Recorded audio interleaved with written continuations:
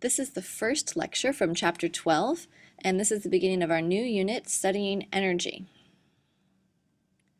The topic of this lecture is world energy use, and we're going to cover what kinds of fuels are used around the world, how much, and what types of people are using them. So first, we have two broad categories of energy resources. We have non-renewable energy resources and renewable energy resources, and you're going to hear both of these words quite a bit this unit. Non-renewable energy resources have a limited amount, and they do not replenish themselves faster than we are using them. That means that even if they do replenish a little bit over time, we're using them up much more quickly than they can replace themselves. And our four main types of non-renewable energy resources are oil, coal, natural gas, and nuclear fission, which is primarily uranium but also includes plutonium. Now for renewable energy resources can be replenished. They can replace themselves. And they're divided into two categories: potentially renewable, which means that if we manage them correctly, they will be renewable, and that would be wood and biofuel, which would be like fuels made from corn or soy, things like that. We'll discuss them more in our next chapter. And a second type of renewable energy resources are non-depletable resources, which means they can't be used up. The best example of this is solar power, which obviously the energy from the sun is going to continue to hit the earth until the sun blows up. And so in the meantime, there's no way that we can deplete solar power. Other examples are wind power, geothermal, and hydroelectric. These are renewable energy resources that we have no way of using up. So these two broad categories, non-renewable energy resources and renewables, are going to be the focus of the rest of this unit. And Chapter 12 deals with non-renewable energy resources, and Chapter 13 deals with renewables. Now here's a graphic from your book that kind of helps explain this a little bit better and has pictures of each. You can see in the orange at the top, natural gas, oil, coal, and nuclear are the non-renewables, and then wood and biofuels are considered renewables because if we manage them properly, they will replenish themselves. But if we manage them irresponsibly, we have the possibility of using them all up. And then non-depletables, wind, solar, hydroelectric, and geothermal, because we would be very hard-pressed to figure out a way to deplete the energy from the sun or deplete the wind. There's no real way to do that. So quiz question for you. All of the following are non-renewable energy resources except A, coal, B, wood, C, natural gas, D, petroleum, or E, uranium. Now, just by way of clarification, if you didn't know this, petroleum is another word for oil, and we use those two more or less interchangeably. So if you haven't chosen your answer yet, pause the recording, and the correct answer is wood. Wood is considered a potentially renewable resource, which makes it a different category from the other four. Coal, natural gas, petroleum, and uranium, which is used for nuclear fission, are all of our non-renewable energy resources. Now, here's a graph showing worldwide energy consumption. We use about 495 exajoules of energy per year globally. The majority of that is fossil fuels, and if you look on the pie chart there, you can see that oil makes up 34% of worldwide energy use. And then natural gas and coal and peat together make up 47%. And then worldwide, we have renewable energy making up 13% and nuclear fuels making up 6%. So important things to know about this, fossil fuels are the majority, and that's oil, coal, and natural gas. And then oil is the largest component of all. Now, the way that energy is distributed throughout the world, there's two different lines on this graph here. The purple lines represent total annual energy consumption, so how much does that country use total? And then the blue lines represent per capita or per person energy consumption. So you can see that if we're just looking at total energy usage, the United States ranks number 1, China is then number 2, followed by India at number 3. But if we look at the per capita or per person energy consumption, the leading country is actually Canada, followed by the United States in second and Australia in third.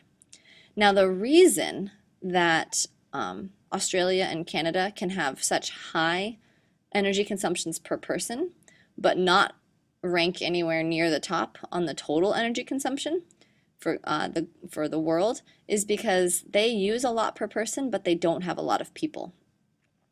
Now, if you look at China, on the other hand, China uses quite a bit per person.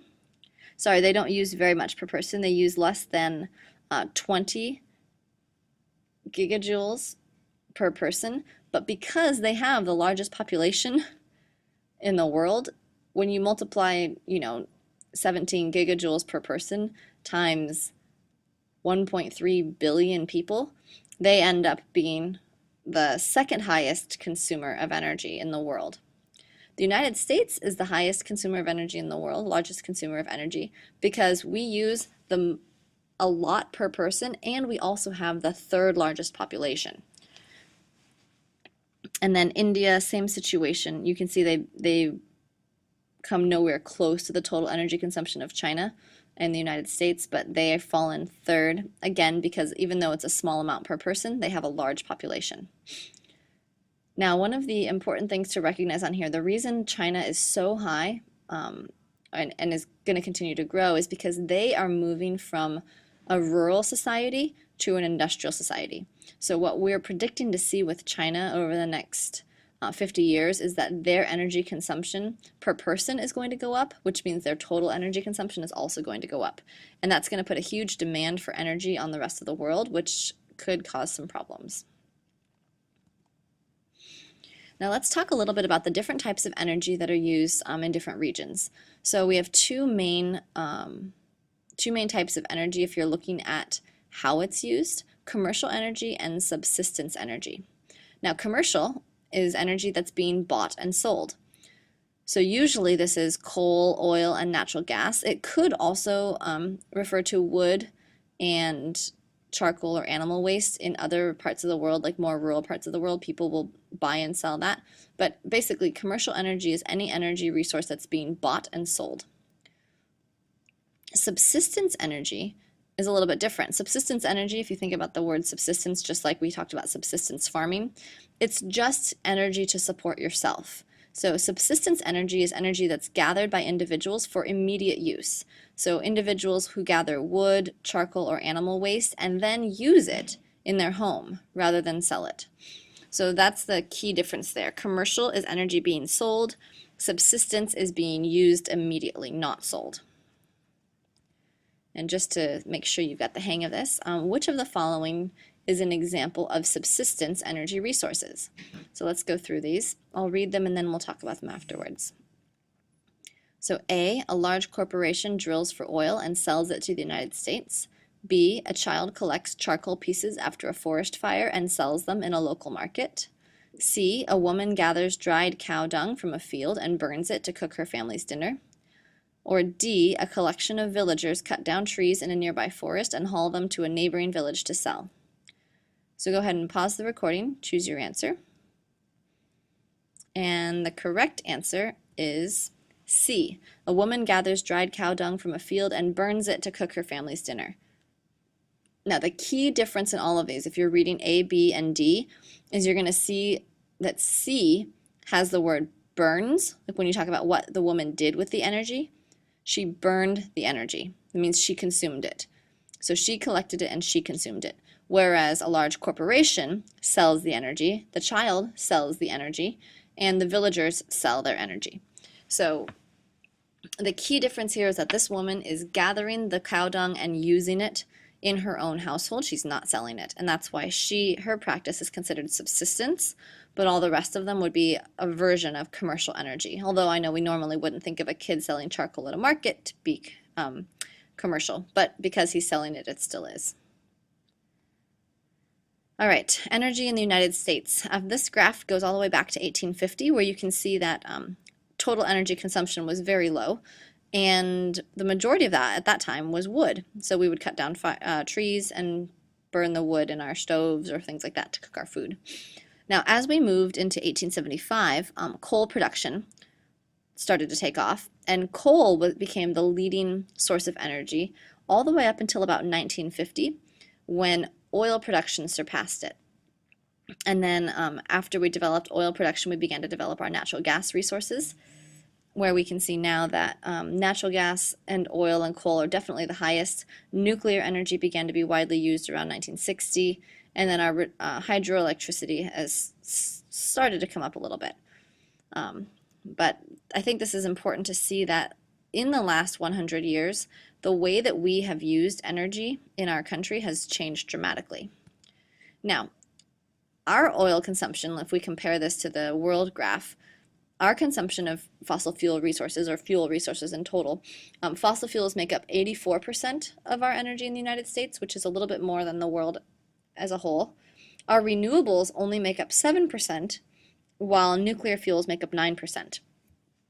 Now, just by comparison, this amount, 105 exajoules, represents 21% of world energy consumption. So we in the United States consume 1/5 of all of the energy that's used in the world, but I want you guys to remember that we only have 5%, or 1/20th, of the world's population. So when we talk about energy and equity, we're looking at a severe problem here where 1/20th of the world's population consumes 1/5 of the world's energy. Or if you are more comfortable with percentages, 5% of the people in the world consume 20% of all of the energy. So this is one of those issues where some would argue that the overconsumption of energy in the United States makes it harder for other nations to have the fuels and things they need in order to develop. Now here's a flow chart showing where our energy comes from and where it goes. This is in exajoules, so it's not in percentages, but I do want you to notice, so we've got coal, oil, natural gas, nuclear, and renewables. All of those are up there. And then imports is down at the bottom there on the left-hand side. And so we import 35 exajoules of energy, of our energy, and that ends up being about 1/3 of all of the energy we use in the United States. And we produce domestically all the rest of it. So when people talk about foreign oil dependence, we are dependent for about 30% of our energy on foreign oil. Now, if you follow that graph along to the other side, domestic oil consumption goes to things like residential, commercial, and then the two biggest ones are industrial and transportation. And notice at the top there, we have exports. We export 8 exajoules of energy per year.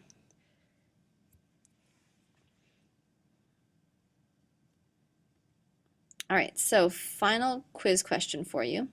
The 3 fuel sources that make up the majority of both United States and global energy resources are A, oil, coal, and biomass, B, wood, natural gas, and nuclear, C, coal, nuclear, and oil, D, biomass, renewables, and nuclear, or E, oil, coal, and natural gas. Go ahead and pause the recording, choose your answer. And the correct answer is E, oil, coal, and natural gas. These are our 3 fossil fuels, most abundant energy resources. So thank you very much for listening. This is, again, the first lecture in our series on energy.